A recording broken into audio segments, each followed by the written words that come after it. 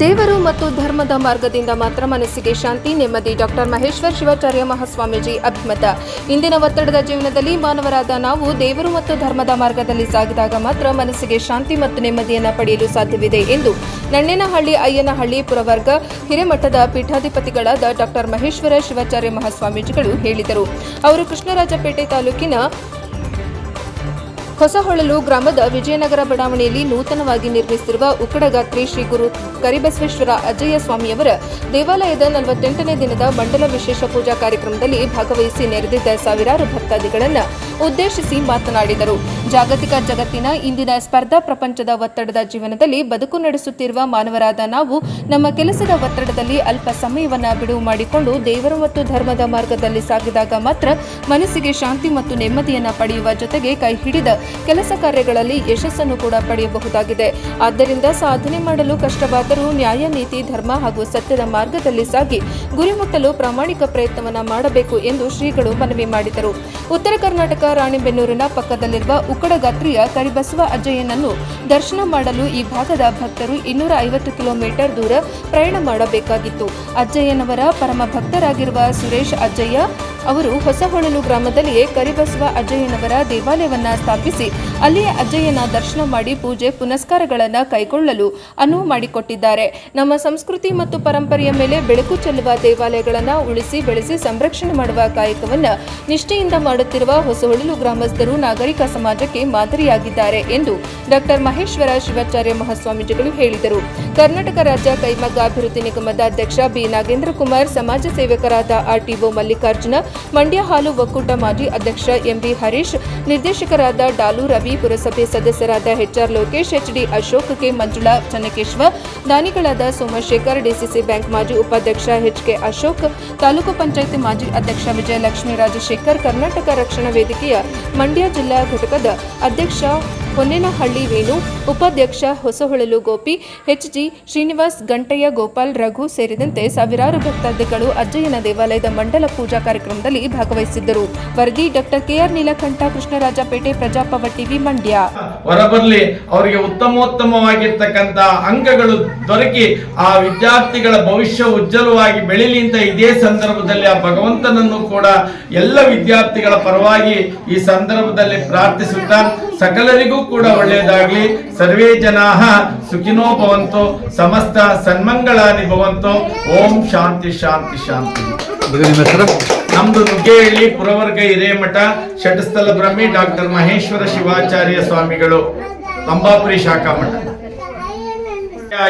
ಒಳ್ಳೆ ಬೆಳೆಯಾಗಿ ಬೆಳೆಗೆ ತಕ್ಕ ಬೆಲೆ ಸಿಕ್ಕಿ ಎಲ್ಲ ರೈತಾಪಿ ವರ್ಗದವರ ಬಾಳು ಹಸನಾಗಿ ಸರ್ವರಿಗೂ ಕೂಡ ಭಗವಂತ ಆಯುರ, ಆರೋಗ್ಯ, ಐಶ್ವರ್ಯ, ಸಕಲ ಸಂಪತ್ತನ್ನ ಅನುಗ್ರಹ ಮಾಡಲಿ ಅಂತ ಪರಮದಯಾಳು ಪಾರ್ವತಿ ಪರಮೇಶ್ವರರನ್ನ, ಕ್ಷೇತ್ರನಾಥ ಅಜ್ಜಪ್ಪ ಸ್ವಾಮಿಯನ್ನ ಪ್ರಾರ್ಥನೆ ಮಾಡ್ಕೋತಾ, ವಿಶೇಷವಾಗಿ ಎಲ್ಲ ವಿದ್ಯಾರ್ಥಿಗಳಿಗೆ ಪರೀಕ್ಷಾ ಸಮಯ ಆಗಿರೋದ್ರಿಂದ ಆ ಪರೀಕ್ಷಾ ಸಮಯದಲ್ಲಿ ಮಕ್ಕಳ ಭವಿಷ್ಯ ಉಜ್ವಲವಾಗಿ ಬೆಳೀಲಿ.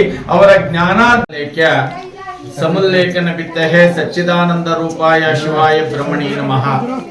ಯಾಮಾವ್ ಸರ್ವಲೋಕಾನಾಂ ಪ್ರಕೃತಿ ಶಾಸ್ತ್ರಪಾರಗಾಃ ತಾಂ ಧರ್ಮಚಾರಿಣಿಂ ಶಂಭೋ ಪ್ರಣಮಾಮಿ ಪರಾಂ ಶಿವಂ, ಪ್ರಣಮಾಮಿ ಪರಾಂ ಶಿವಂ. ಶ್ರೀ ಕ್ಷೇತ್ರನಾಥನಾಗಿರ್ತಕ್ಕಂಥ ಕರಿಬಸಜ್ಜಯ್ಯ ಸ್ವಾಮಿಯಲ್ಲಿ ಅನಂತ ಭಕ್ತಿಯ ಪ್ರಣಾಮಗಳನ್ನು ಸಮರ್ಪಿಸುತ್ತಾ, ಇವತ್ತಿನ ಈ ಒಂದು ಕೆಆರ್ಪೇಟೆ ಗ್ರಾಮದ ವಿಜಯನಗರ ಬಡಾವಣೆಯಲ್ಲಿ ಹೊಸಹೊಳಲು ಗ್ರಾಮದ